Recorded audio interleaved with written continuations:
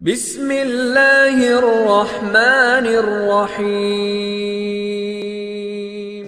بسم الله الرحمن الرحيم الحمد لله والصلاة والسلام على رسول الله وعلى آله وصحبه. Chers frères et sœurs, tout d'abord je tiens à remercier votre mosquée, votre comité et les musulmans de la ville de Reims en général pour leur accueil et leur invitation. Comme vous le savez, aujourd'hui on va parler d'un sujet spécifique qui est l'une des bases fondamentales de la finance islamique. Et ce sujet rentre dans l'une des grandes règles générales de l'islam. Cette règle générale, c'est وَمَا أَرْسَلْنَاكَ إِلَّا رَحْمَةً لِلْعَالَمِينَ. Et nous ne t'avons envoyé que par miséricorde à toute l'humanité.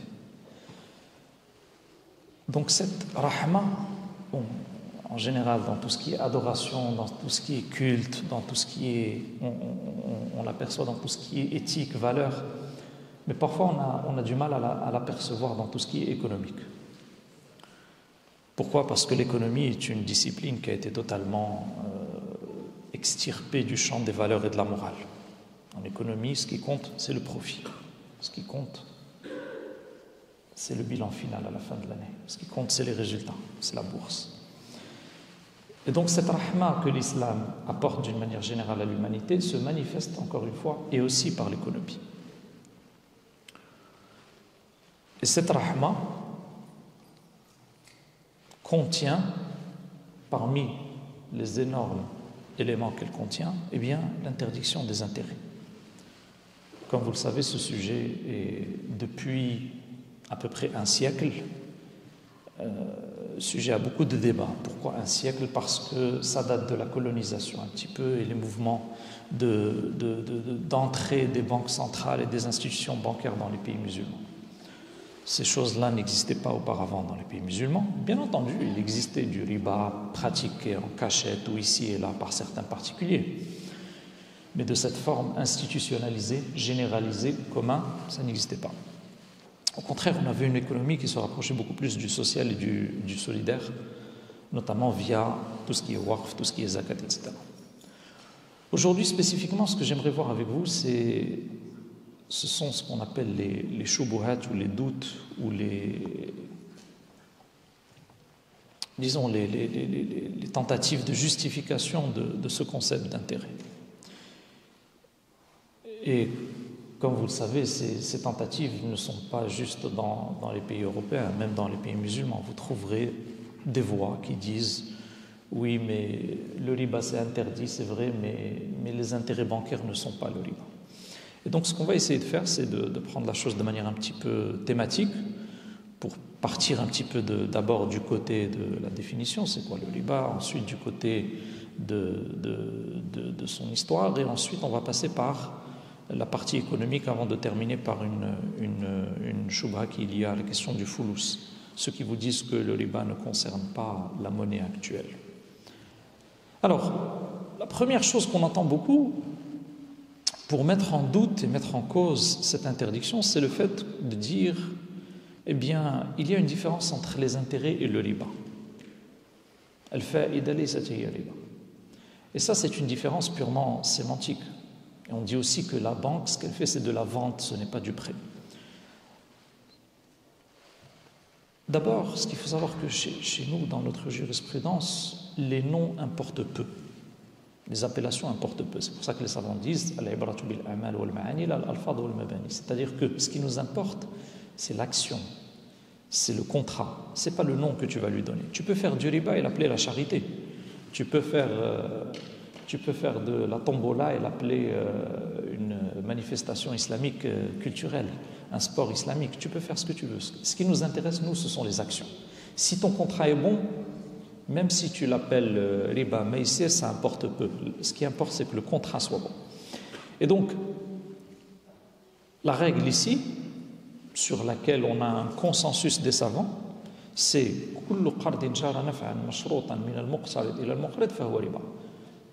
tout prêt Et sur cette règle, on a le consensus des Sahaba qui a été rapporté, on a le consensus des savants qui a été rapporté par un certain nombre de savants des différentes écoles de jurisprudence, de Ibn al-Mundir, de Ibn Abd al-Barr, de Ibn Taymiyyah, de Ibn Qudama, qui ont rapporté ce consensus. C'est-à-dire que les savants de la Oumma sont d'accord sur ce point. Si on fait un prêt et qu'on récupère le prêt plus quelque chose, ça peut être matériel, ça peut être immatériel. Un prêt plus une faveur, par exemple. Je te prête ceci à condition que tu me maries ta fille, par exemple, ou que tu me trouves un job, par exemple. C'est une faveur préconditionnée. Elle n'est pas matérielle, mais elle est là. Donc, tout prêt qui implique un surplus, une faveur préconditionnée de l'emprunteur au prêteur, c'est du riba. Et quand on dit que la banque vend et qu'elle ne prête pas, eh bien c'est simplement faire manifestation d'ignorance. Parce que quand vous revenez à la loi spécifie clairement que la relation banque-client, c'est une relation de prêt. Et la définition du prêt, c'est simple. C'est ce qui est donné pour être récupéré par la suite dans une nature similaire. Vous prêtez de l'or, vous récupérez de l'or, vous prêtez de l'argent, vous récupérez de l'argent, vous prêtez du blé, vous récupérez du blé. Donc cette distinction faïda riba, intérêt usure, même dans la littérature occidentale, chrétienne notamment, n'existe pas. Dans le dictionnaire de Littré, on peut lire que l'intérêt, l'usure, c'est toute espèce d'intérêt que produit l'argent, tout simplement. Donc cette distinction elle est venue très tard, quand on a essayé de justifier l'intérêt en Occident, via la pression des rois, des bourgeois, des grandes entreprises, des banquiers, etc. La deuxième chose qu'on entend très souvent par rapport à ce sujet d'intérêt, c'est que, ok, on peut dire que l'intérêt c'est le riba, mais l'intérêt qui est du riba, en fait, c'est l'intérêt qui est adraf muda'afa, qui est des taux d'usure très importants, 50, 100%, 200%. Mais les intérêts d'aujourd'hui, 5%, 7%, 8%, c'est pas de l'usure. On entend souvent cet argument-là. Alors, il faut savoir que notre religion, c'est une religion de précision. Et si Allah subhanahu wa ta'ala a interdit quelque chose, c'est-à-dire qu'il nous a donné la frontière entre ce qui est interdit et ce qui n'est pas interdit. Donc, à ceux qui disent que ce sont les taux d'intérêt élevés qui sont interdits, eh bien on leur pose la question, qu'est-ce qui va définir le taux d'intérêt élevé? Et là ils vont commencer à diverger. Certains vont dire 30, certains vont dire 50, d'autres vont dire au-delà de 100% parce que c'est adraf. Adraf, ça peut être expliqué parfois 2. D'autres vont dire que non, même 100% c'est licite, c'est 200% ou 300% parce que Allah dit adraf muda'af, des produits démultipliés, donc c'est fois et fois. Et donc tout ça, ça n'a aucun sens. Ça n'a aucun sens. Pourquoi? Parce que c'est quelque chose de très récent. Ce genre d'objection n'existait pas du temps des compagnons, du temps des premiers savants. Et donc, on a une règle dans le tafsir du Coran, c'est que la yuraddul muhkamu ila al-mutashabih. On ne renvoie pas le verset qui est clair au verset qui est équivoque. Allah subhanahu wa ta'ala dit minhu ayatul muhkamatun hunna ummul kitab wa ukharu mutashabihat. فأما الذين في قلوبهم زيغ فيتبعون ما تشابه منه ابتغاء الفتنة وابتغاء تأويله. Donc, le Coran contient des versets clairs. Hunna ummul kitab. Ils constituent la mère du livre, la colonne vertébrale. Et d'autres versets mutashabihat, moins clairs. Alors, que nous dit Allah subhanahu wa ta'ala? Ceux qui dans leur cœur ont du zayr, c'est-à-dire se penchent de la voie droite, ils suivent ces versets mutashabih. Tira al-fitnati, pour chercher la fitna, et ta'wil, une interprétation, une supposition. وَمَا يَعْلَمُ تَأْوِيلَهُ إِلَّا اللَّهُ وَرَاسِخُونَ فِي الْعِلْمِ يَقُولُونَ آمَنَّا بِهِ وَرَاسِخُونَ فِي الْعِلْمِ, avec le waqf. Et donc, ce sont les savants. C'est Dieu qui connaît l'interprétation suprême de tous les versets du Coran, et les savants sont là pour nous aider à trouver cette interprétation. Alors, ensuite, Le verset clair, qu'est-ce qu'il dit? Le muhkam. C'est le dernier verset qui a été révélé parce que le riba, il a été interdit progressivement. C'était quelque chose qui était pratiqué. C'est comme le zina, comme l'alcool. Ça a été prohibé progressivement parce que c'était très commun, très pratiqué. Et donc, que dit le verset? Si vous vous repentez, vous avez droit à quoi? Il ne nous dit pas le capital plus 20%, le capital plus 50% ou plus 100%. Il nous dit vous avez droit au capital. Ra'sul mal, nominal, capital, vous l'appelez comme vous voulez, principal. La tazlimuna wa la tuzlamun. Vous ne faites pas de tort aux autres, regardez l'humanité, la miséricorde. Et les autres ne vous font pas de tort. Vous ne faites pas de tort en prenant plus que ce que vous avez prêté, ou plus que la dette.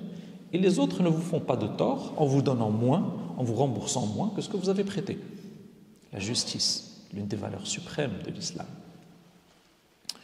Et l'autre verset, qu'est-ce qu'il dit? Toujours parmi ces versets qui ont été révélés en dernier. Délaissez tout ce qui reste d'intérêt, de riba, si vous êtes croyant. Donc tout ce qui reste, pas le x2 ou le x3, tout ce qui reste. Et le prophète sallallahu alayhi wa sallam dans Khutbat al-Wada', qu'est-ce qu'il a dit? Il a dit Ala inna kulla riban mawdu' wa awwalu riban ada'u riba al-Abbas. Regardez le fameux leading by doing, le leadership par l'action. Le prophète sallallahu alayhi wa sallam, dans sa famille, il y avait son oncle qui pratiquait le riba et d'autres hors de sa famille. Qu'est-ce qu'il a fait? Il a interdit le riba, il a dit tout riba est proscrit, est annulé, et le premier riba que je proscris et que j'annule, c'est le riba de mon oncle, pour montrer l'exemple.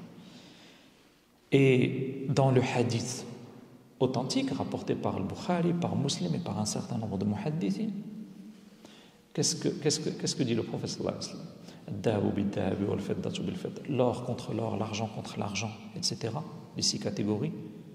Mithlan bi mithl. Quantité équivalente contre quantité équivalente. Yadan bi yad. Doit être échangé sur place. Tu donnes et tu prends sur place. فمن زاد أو استزاد فقد أربى الآخذ والمعطي فيه سواء. Celui qui donne un peu plus ou demande un peu plus, alors il a commis le riba. Il n'a pas dit 50% de plus, 100%, 200%. Il a dit celui qui demande un plus, mutlaq. Faqad arba.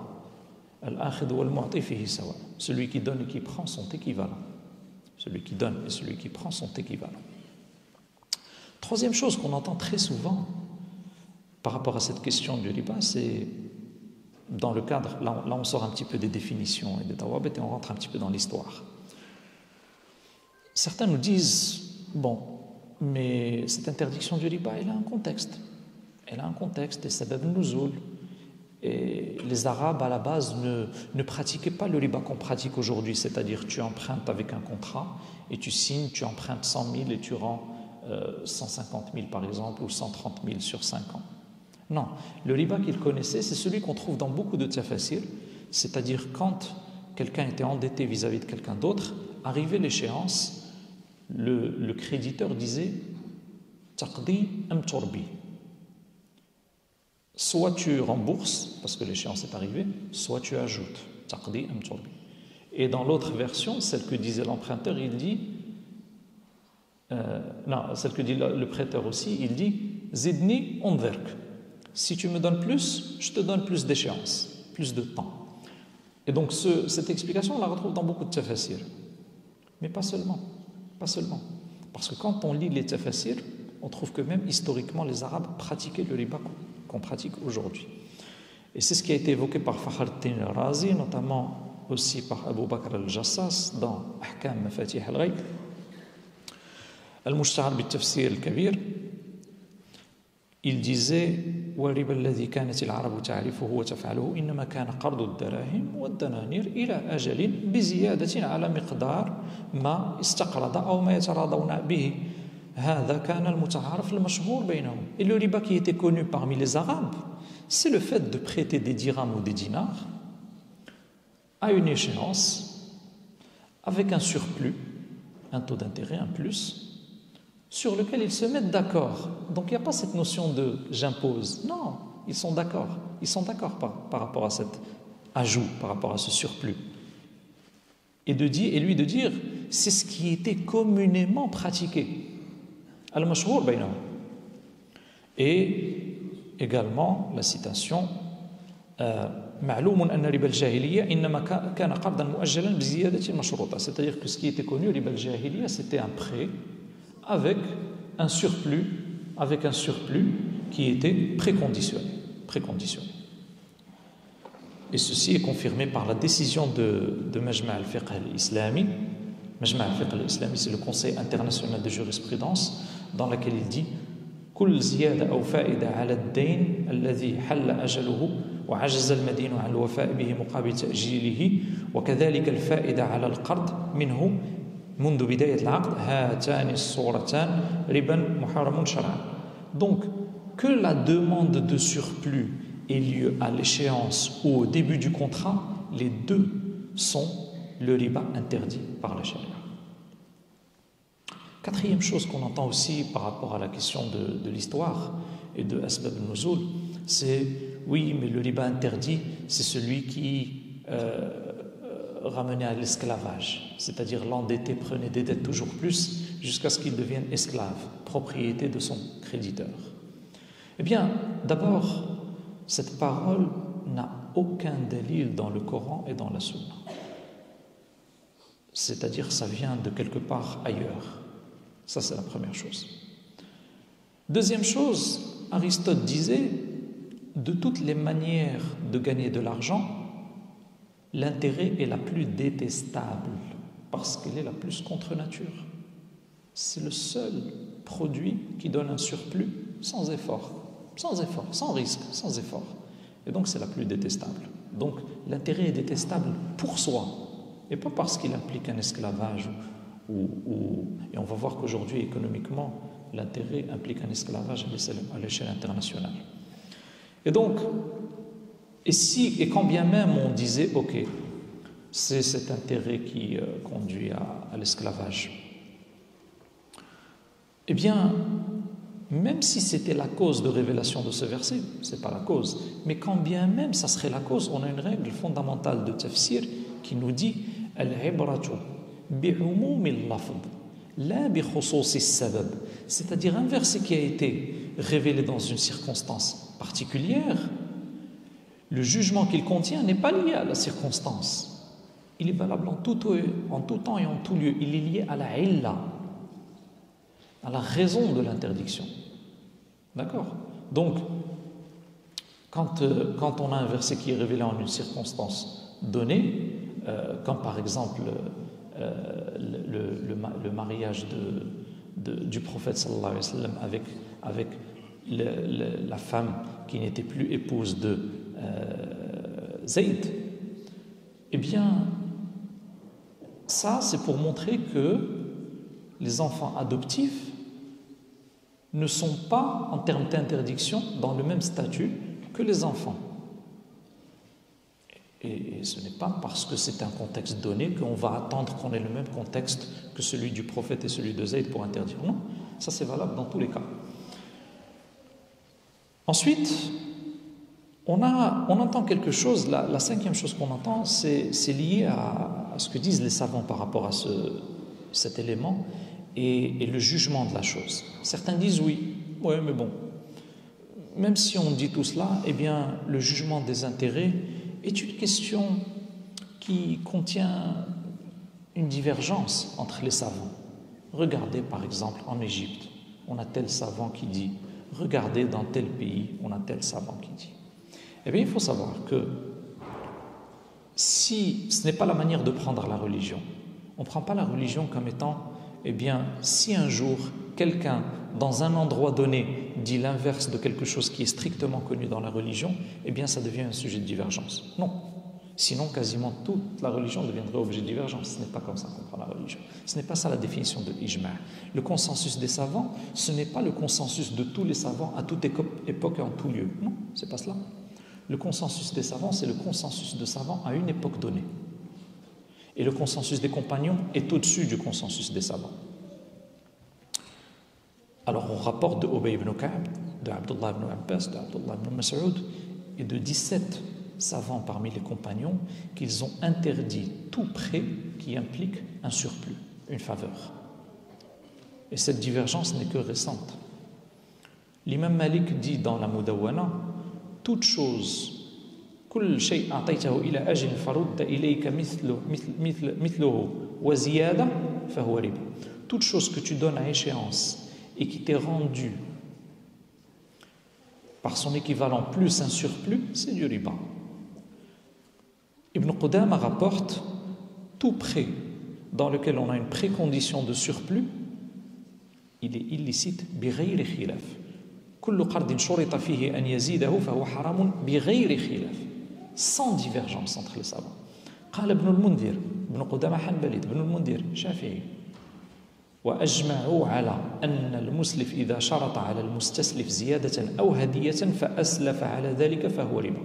Et ils sont d'accord, les savants, sur le fait que le prêteur, s'il préconditionne à l'emprunteur un surplus ou même un cadeau, si c'est un cadeau préconditionné, alors c'est du riba.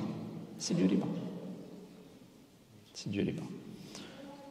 Ibn Taymiyyah dit, et il n'a pas le droit d'exiger un surplus dans tous les biens. وليس له أن يشترط الزيادة عليه في جميع الأموال باتفاق العلماء. Et il n'a pas le droit d'exiger un surplus dans toutes les richesses, tous les biens, par consensus des savants. Donc ça, c'est très important. Alors maintenant, on va passer un petit peu à l'économie. Certains disent, oui, bon, d'un point de vue jurisprudentiel, c'est vrai, on ne peut pas discuter. Mais aujourd'hui, les conditions économiques ont changé. Et celui-là, inconsciemment, il est en train de répondre à Allah et son prophète en disant que oui, mais le Coran et la Sunna ne sont pas valables tout le temps. Si les conditions changent, on peut changer, même si la illa, elle est là. La sixième chose qu'on entend, c'est que les intérêts bancaires sont une contrepartie par rapport à l'échéance, au fait de rembourser par échéance. Et c'est un coût d'opportunité. C'est-à-dire que oui, mais j'aurais pu garder l'argent chez moi, j'aurais pu l'investir et gagner de l'argent. Donc je vais le prêter, ça va me faire un coût d'opportunité. Ça me fait un manque à gagner, ce qu'on appelle en économie un manque à gagner. Alors, d'abord, ça ne tient pas. Pourquoi? Parce que si tu l'avais laissé chez toi, dans ta poche, eh bien, il n'y aurait pas eu de risque. Et quand tu le donnes à autrui, il n'y a pas de risque, parce que tu exiges le remboursement du principal. Et on a une règle fondamentale qui vient d'un hadith du prophète sallallahu alayhi wa sallam, dans lequel il dit « Al-kharaju bit-taman ». Celui qui prend, qui a le droit au profit, à l'usufruit d'une transaction, c'est lui qui supporte le risque lié au sous-jacent de cette transaction. Al-kharaju bit-taman, al-ghunmu bil-ghunm. Alors c'est vrai, l'argent a de la valeur en islam, le temps a de la valeur en islam, mais le temps couplé à l'argent uniquement ne peut pas avoir de valeur. Le temps doit être couplé à une transaction de vente ou d'investissement pour avoir de la valeur. C'est pour ça qu'il est interdit de prêter 1000 euros pour récupérer 1200 euros après 12 mois, mais qu'il est permis de vendre un bien qui coûte 1000 euros à 1200 euros. Le bien, vous le prenez, vous le vendez, tant que la transaction est entre deux personnes et qu'il n'y a pas un organisme financier tiers qui rentre dans la transaction. Vous avez le droit de vendre à 1200, 1300.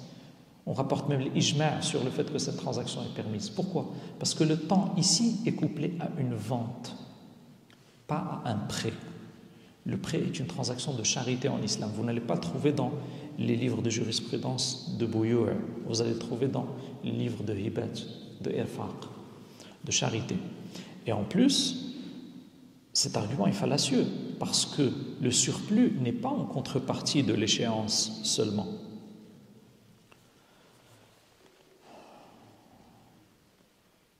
Ça, c'est la septième chose en fait. Certains disent que les intérêts bancaires compensent l'inflation. Les intérêts bancaires compensent la perte de valeur de la monnaie avec le temps. D'abord, pour répondre à cela, on dit que économiquement, ça non plus, ça ne tient pas. S'il avait laissé l'argent dans sa poche, il aurait aussi perdu de la valeur. Et s'il l'avait investi, il aurait pu perdre. Il aurait pu perdre. Il aurait pu gagner, mais il aurait pu perdre. Donc le coût d'opportunité, ça ne tient pas. Deuxièmement, les intérêts ne compensent pas seulement la perte de valeur de l'argent avec le temps. Ils comprennent trois choses, les intérêts. Ils comprennent l'inflation, la perte de valeur. Ils comprennent les charges des banques, le coût des salariés, de fonctionnement, de loyer. Et surtout, ils comprennent les profits des banques. Les banques ne sont pas des institutions caritatives. Ce sont des institutions à but lucratif. Donc quand elles facturent même 1% d'intérêt, soyez sûr qu'elles vont faire du profit. 0,25, 0,5, elles vont faire des profits. Les banques, ça te compte le jour. Si par malheur, tu fais passer ta carte pour un paiement de 1 000 € et que tu n'as que 500 € dans le compte et que ça passe, sache que le lendemain, quand tu vas leur ramener 500 €, ils vont te dire non. 500, virgule quelque chose. D'où vient le virgule? Eh bien, on t'a prêté de l'argent pour une journée. Les banques comptent les jours. Elles comptent les jours. Donc, l'intérêt contient 3 strates. Ensuite, le pire dans cet argument qu'ils disent, comme quoi l'intérêt compense l'inflation, il faudrait leur répondre que l'intérêt compose l'inflation et pas la compense. En réalité, l'inflation est une conséquence de l'intérêt. L'intérêt est une cause de l'inflation. Et on ne guérit pas une maladie par les causes qui l'ont engendrée. Pour ne pas être comme celui qui disait en parlant de l'alcool. L'alcoolique qui disait guéris-moi par un peu plus d'alcool, le vin. Donc, on ne guérit pas une déviance, un mal, une maladie par les mêmes causes qui l'ont engendré, sinon on ne fait que l'augmenter. Et donc aujourd'hui, tout le système de création monétaire basé sur la dette, tout le système d'argent fractionnaire, d'argent-dette, tout le système de réserve fractionnaire pratiqué par les banques, en réalité contribue à l'extension et l'expansion de la masse monétaire avec des intérêts pour qu'ils soient remboursés avec encore plus d'intérêts. Et tout cela, ça participe à l'augmentation du prix de la vie, du prix des produits, la perte du pouvoir d'achat. Parce que quand on a des intérêts en plus, soyez sûr, quand l'État emprunte pour financer des projets, soyez sûr que demain, il va augmenter les taxes. Ben oui, il doit bien rembourser les intérêts aux corporations financières, aux banques internationales. Donc il emprunte et il augmente les impôts. Et quand il augmente les impôts, vous, en tant que petit commerçant, en tant que petit entrepreneur, vous êtes obligé d'augmenter les prix. Parce que les impôts augmentent, sinon vous vous en sortirez plus. Plus que ça, les entrepreneurs, les producteurs qui empruntent, s'ils empruntent à 0%, ils ne vont pas augmenter leur prix. S'ils empruntent à 1 ou 2 ou 3%, ils vont augmenter leur prix. Parce qu'ils doivent faire de la marge. Et ce prix sera payé par qui? Par le consommateur final. Donc l'inflation vient des intérêts via les augmentations d'intérêts avec les échéances de remboursement et via les augmentations d'impôts. Ça, c'est très important à savoir. On ne guérit pas l'intérêt avec l'inflation. Si on veut diminuer l'inflation, parce qu'elle a d'autres causes, l'inflation, mais la cause structurelle, systémique, continue, incrustée dans le système, c'est les intérêts. Si on veut réduire l'inflation structurelle, il faut enlever les intérêts. Et c'est ça la miséricorde à l'humanité. Ça fait partie de la justice que nous, en tant que musulmans, on est censé apporter à l'humanité.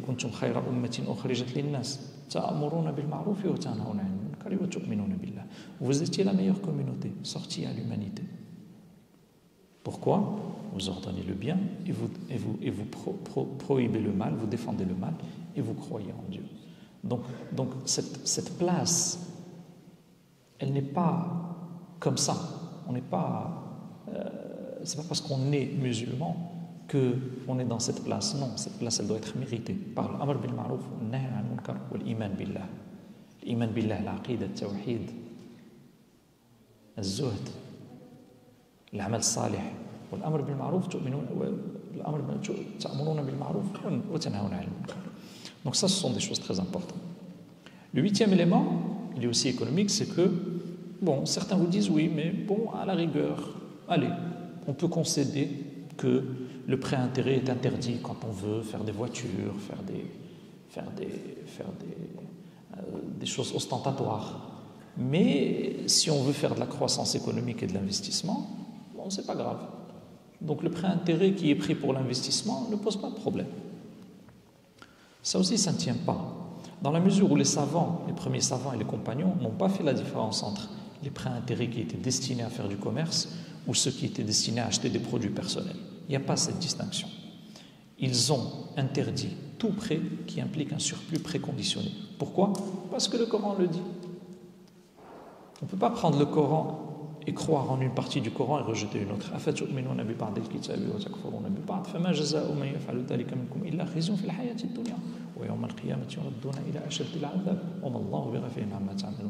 Croyez-vous en une partie du livre et vous rejetez une autre? La rétribution de celui qui fait cela n'est qu'un délaissement, khezi, une honte dans la vie d'ici-bas, et le jour du jugement, un châtiment majeur. Donc on prend, en tant que musulmans, nous croyons dans le Coran en entier. Nous ne rejetons pas un verset du Coran, bien entendu. Et nous ne mettons pas de doute sur un verset du Coran. Et donc les savants n'ont pas fait de distinction entre le prêt qui est destiné à l'investissement ou au commerce. Ça, c'est très récent, c'est très nouveau. Ensuite,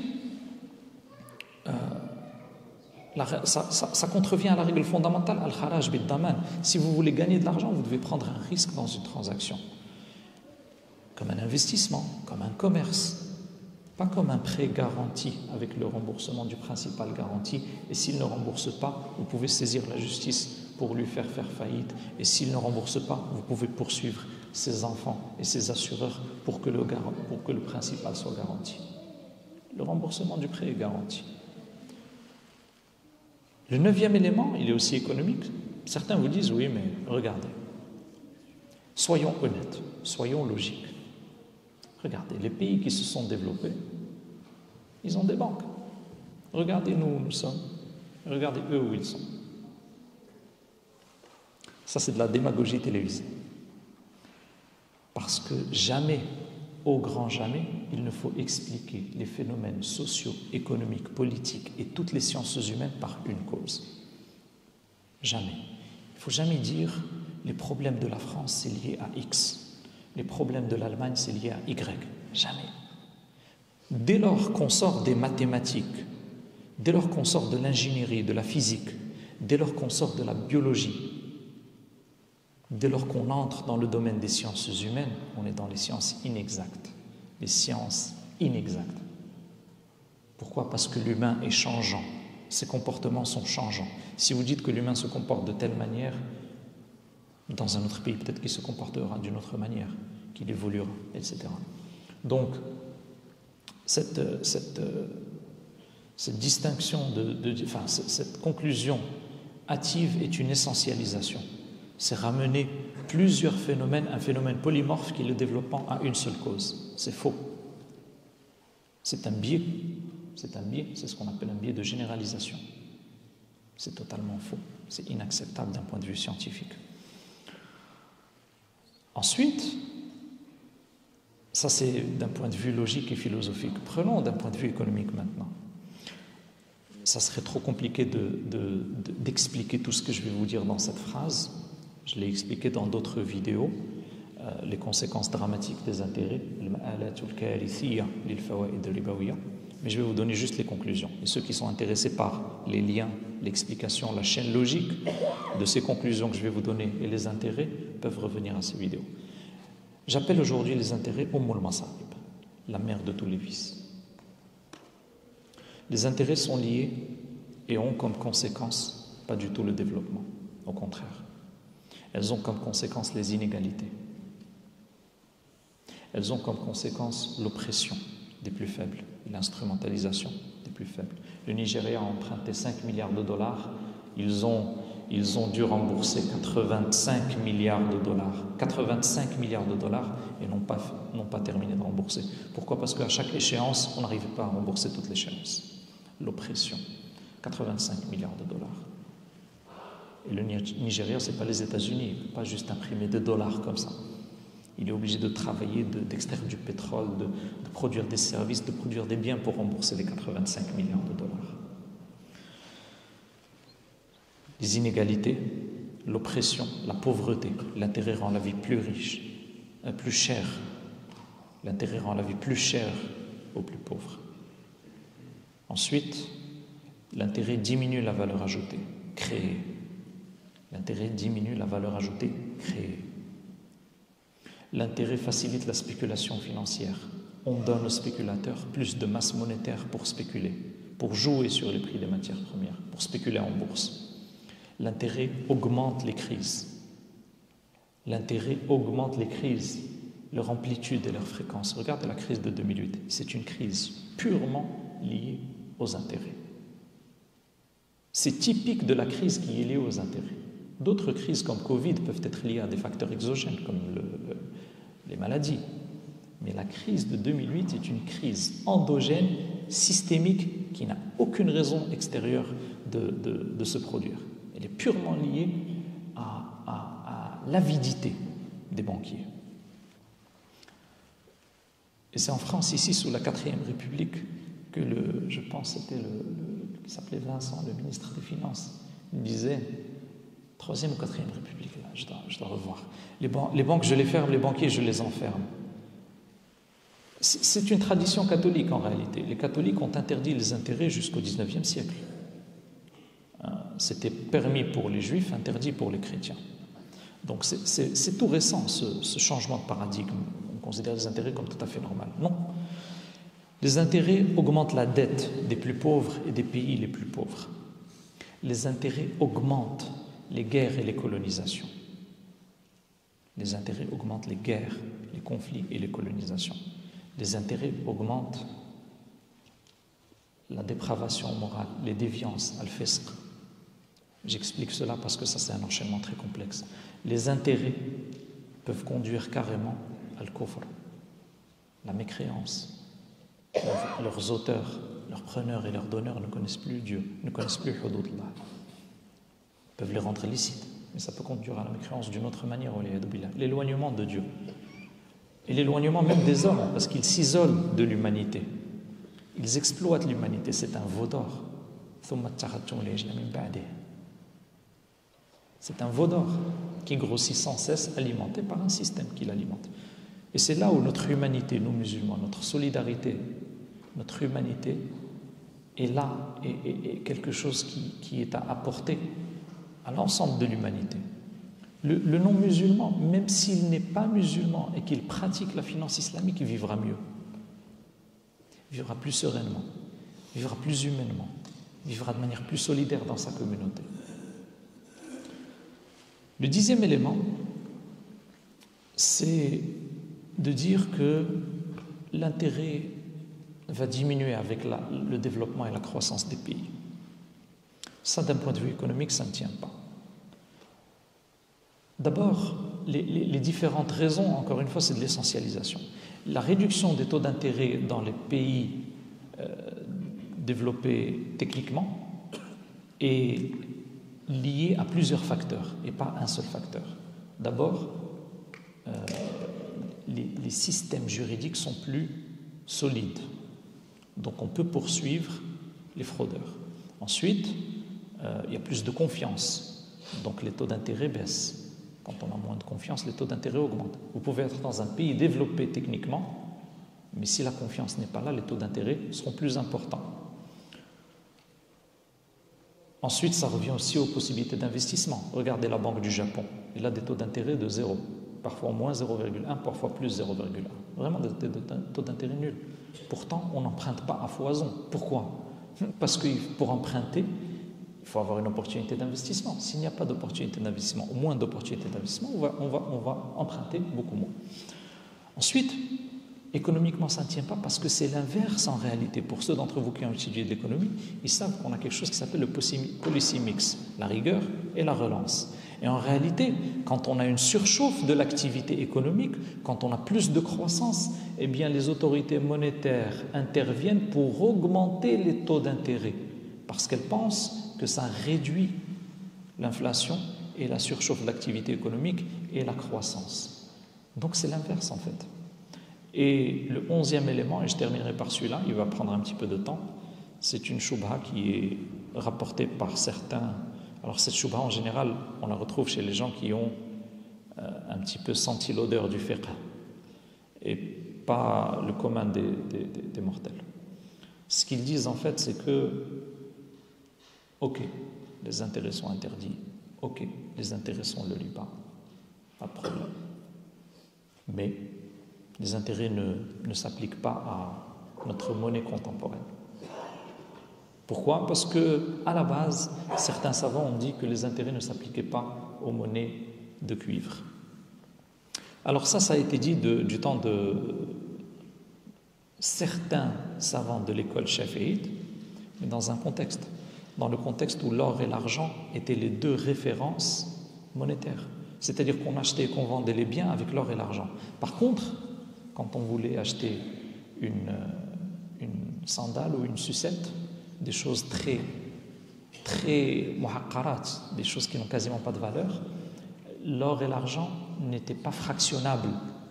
Et donc, on avait mis en place une nouvelle monnaie qui était les pièces en cuivre. Et donc, cette monnaie nouvelle ne permettait pas d'acheter les biens de tous les jours, comme les animaux, les tissus, les habits, les bijoux, les maisons, etc. Et il disait إن الربا لا يجري في الفلوس لأنها لا تعد أثمانا في الغالب, parce qu'elle n'était pas considérée comme une monnaie en général. Donc l'imam Shafi'i dit, parce qu'on va reprendre cet avis de sa source, et sa source, d'une certaine manière, c'est l'imam Shafi'i, mais si on ne le comprend pas bien. Il disait وإنما أجزت أن يسلم في الفلوس بخلافه في الذهب والفضة بأنه لا زكاة فيه وأنه ليس بثمن للأشياء كما تكون الدراهم والدنانير أثمانا للأشياء المسلفة فإن في الدنانير والدراهم الزكاة وليس في الفلوس الزكاة وإنما أنظر في التبر إلى أصله وأصل النحاس مما لا ربا فيه. Donc en fait, il considère que le cuivre, qui est le métal de base, n'est pas un métal qui est soumis à la zakat. Effectivement, le cuivre, ce n'est pas un métal qui est soumis en soi à la zakat. Et là, vous allez me dire, attends, je ne comprends plus rien. En fait, il y a des choses qui sont soumises à la zakat en soi, parce qu'ils s'appellent quelque chose. Le bétail, les moutons, les récoltes, les vaches, les chameaux, l'or, l'argent, etc. Ça, c'est des choses qui sont soumises à la zakat en soi. Tu as une certaine quantité qui dépasse le nisab, tu fais la zakat. Les autres choses ne sont pas soumises à la zakat. Prenez par exemple les poires, les lapins, le cuivre, ne sont pas soumis à la zakat, sauf quand ils deviennent des produits de commerce. Donc si vous avez un vendeur de cuivre, eh bien il va faire la zakat sur son stock de cuivre. Si vous avez un vendeur de lapins, il va faire la zakat sur son stock de lapins. Pourquoi? Parce qu'en général, ces choses-là sont acquises pour l'utilisation et pas pour le commerce. On prend des lapins pour qu'ils fassent des enfants, pour qu'on les utilise. Si on les utilise pour le commerce, il y a zakat. On prend parfois d'autres comme les poules, par exemple. On les prend pour avoir des œufs. Si on les prend pour faire du commerce de poules, c'est soumis à la zakat. Si on prend des poules pour avoir des œufs, il n'y a pas de zakat sur les poules. Okay? Donc, il y a des choses qui sont soumises à la zakat en soi. Donc l'imam Shafi'i, qu'est-ce qu'il nous dit? Mais ce cuivre-là dont on a fait des pièces, ce n'est pas pour faire des transactions en général, ce ne sont pas des monnaies, c'est un moyen d'échange. Comme quelqu'un qui va échanger une poule contre un lapin. Est-ce que vous allez lui dire la poule est soumise à la zakat? Ben non. Est-ce que vous allez lui dire que la poule est une monnaie? Ben non, pas du tout. Ça peut vous paraître un peu caricatural, mais j'essaie de vous amener à l'origine de la vie. Alors, donc en fait, qu'est-ce qu'il a dit?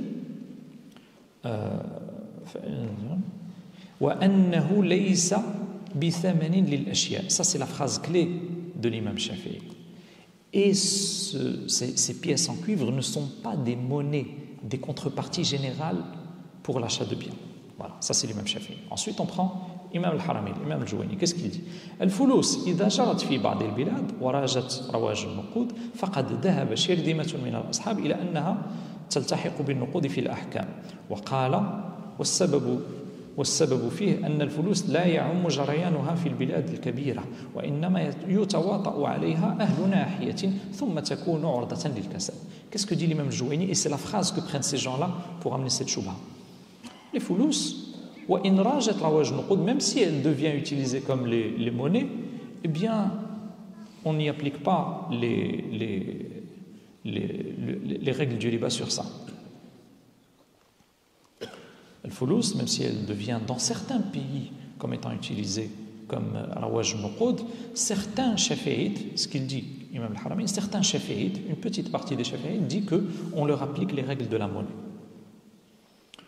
Mais en réalité, il dit ensuite, mais cette chose ne devient pas monnaie en général parce que elle devient monnaie ponctuellement, temporairement, et ensuite elle est délaissée.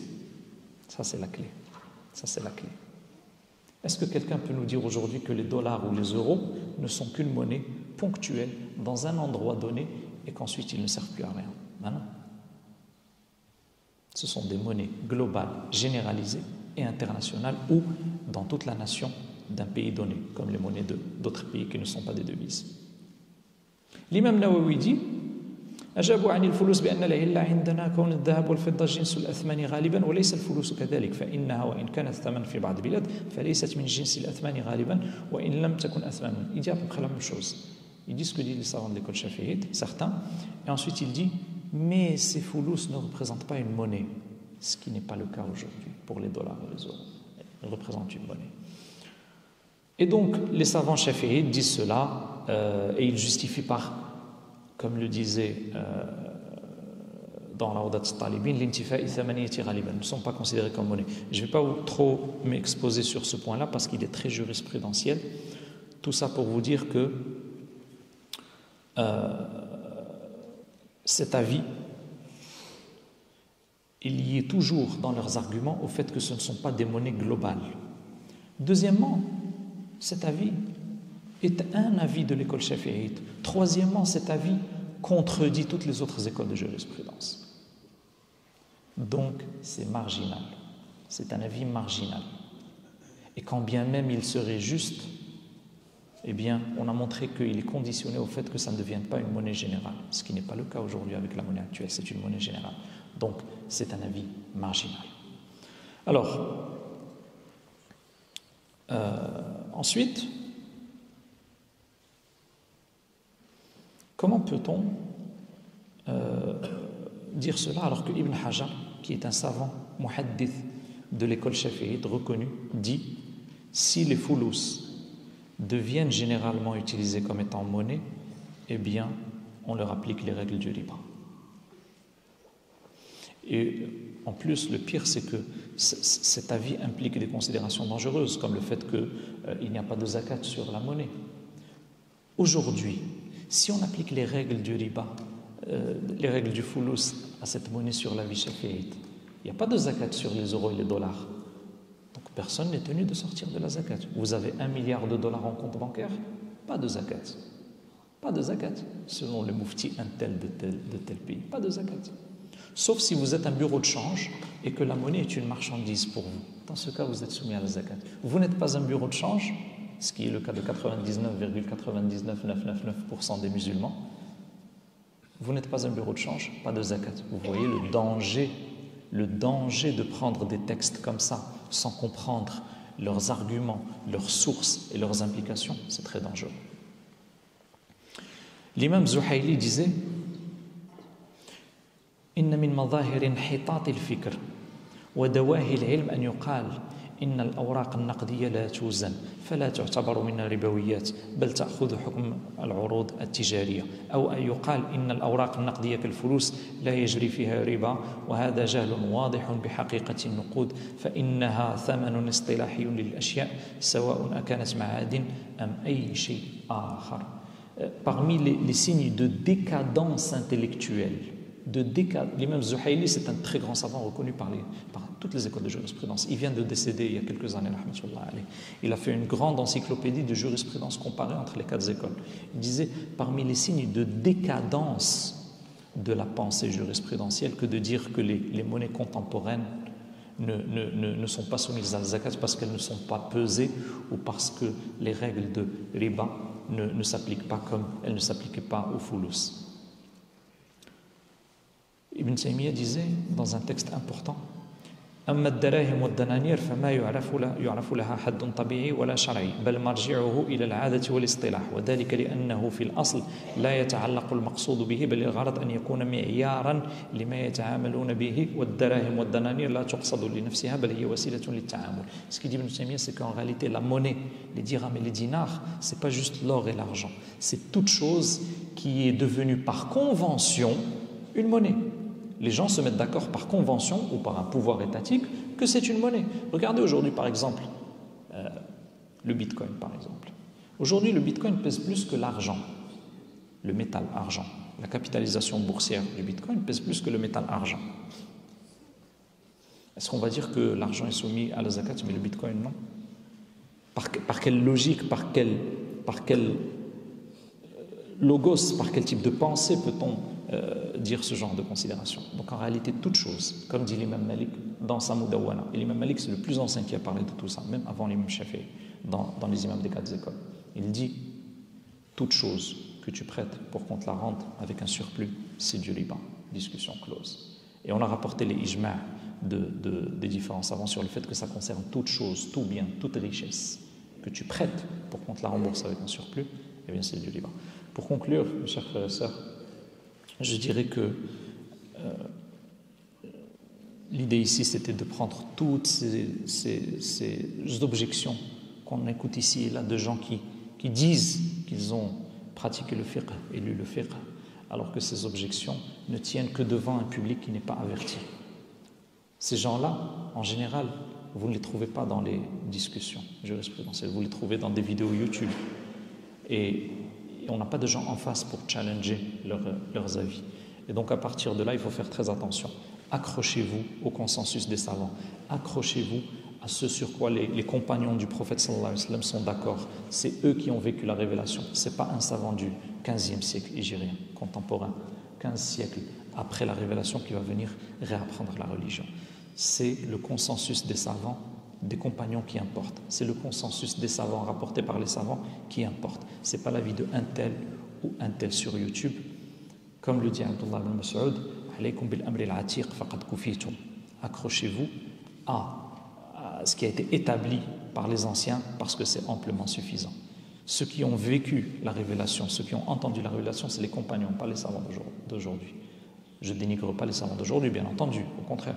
Ils sont les portes vers cette compréhension. Mais quand on a un savant qui contredit ce que disent tous les conseils de fiqh internationaux, ce que disent 99,99% des savants, eh bien, sur cette question, on voit qu'il est un humain. Il peut faire une erreur. Tout savant fait une erreur. Peut-être que celle du riba, c'est l'erreur du savant le foulani. L'erreur du riba, c'est l'erreur du savant le foulani. On ne sacralise personne. On ne sacralise personne en islam, sauf le prophète sallallahu alayhi wa sallam. أقول قولي هذا وأستغفر لي ولكم والله تعالى أعلى وأعلم.